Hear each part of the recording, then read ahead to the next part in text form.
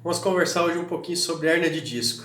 Às vezes o paciente chega assim, Éder, eu tenho hérnia de disco.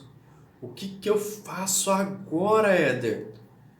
E muitas vezes, avaliando esse paciente, que nós constatamos que o sintoma dele não tem relação com aquela hérnia. Em alguns casos pode acontecer isso. E, na verdade, em muitos casos.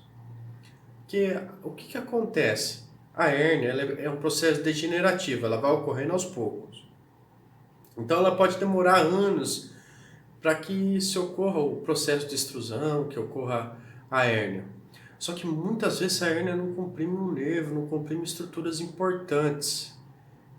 E quando ela não comprime essas estruturas importantes, ela pode ser que ela não seja o causador do sintoma. E através de sinais, de exame clínico, nós conseguimos identificar se essa hérnia ela é a causadora dos sintomas. Muitas vezes nós avaliamos e constatamos que não é. E ao avaliar o paciente, nós encontramos outras relações. E trabalhando essas relações, quando é positivo, o paciente sente uma melhora do sintoma. É uma melhora muito importante, uma melhora bem perceptível. Então, não necessariamente dizer que você está com hérnia quer dizer que ela é o gerador do sintoma. Já aquele paciente que apresenta hérnia e tem sintoma, em alguns casos não tem jeito, é cirurgia, tem casos que é cirúrgico. Então, principalmente casos de emergência, nós fazemos testes de exclusão para saber se há possibilidade de tratar ou não. Tá? Então, uma pessoa que perde força, tem debilidade muscular, algo que está evoluindo muito rapidamente, é muito indicada a cirurgia. Mas tem casos que nós fazemos testes nesse paciente que apresenta hérnia e ela é sintomática, assim como tratar esse paciente e devolver aí a vida normal que ele tinha antes. Então, é muito importante o paciente saber que há a possibilidade dele viver sem dor e aí viver como ter uma vida normal, uma vida social, fazer sua atividade física, quem tem filho brincar com o filho, quem é avô brincar com o neto, conseguir fazer o que fazia antes. Isso é muito importante. Só precisa às vezes de alguns cuidados, além do tratamento, um fortalecimento. Então é muito importante o paciente estar ciente que há a possibilidade dele ter a hérnia discal e não apresentar o sintoma. Então vamos ver aqui para você entender como que ocorre na hérnia discal. Então aqui eu tenho duas vértebras, tá? Aqui é o corpo da vértebra. Aqui são as pontinhas, os processos espinhosos que a gente palpa atrás das costas.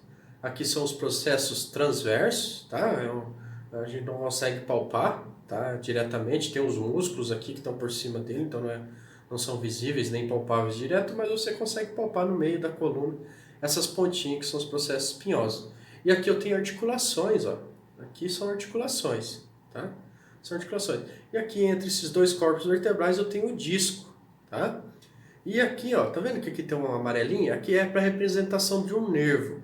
O que acontece na hérnia discal? Ela extrusa, ela vem para fora e comprime esse nervinho. Daí começa a gerar sintoma. Ou pode vir aqui, ó, pro meio, onde passa a medula. A medula passa aqui nesse buraquinho aqui. Também tem a cauda equina que passa nessa região. Então pode comprimir essa estrutura. Mas antes de chegar nessas estruturas, tem ligamentos, tem outras estruturas que ajudam a proteger. Então aqui eu tenho uma representação, ó. Eu tenho a representação da hérnia.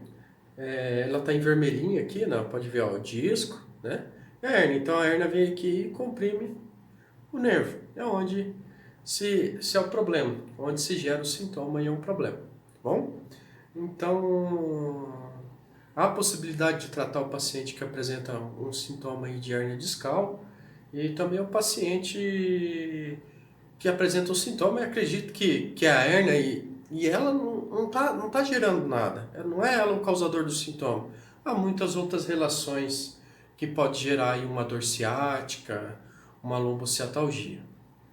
Então é muito importante você compreender que a hérnia ela pode ser o gerador do sintoma ou não.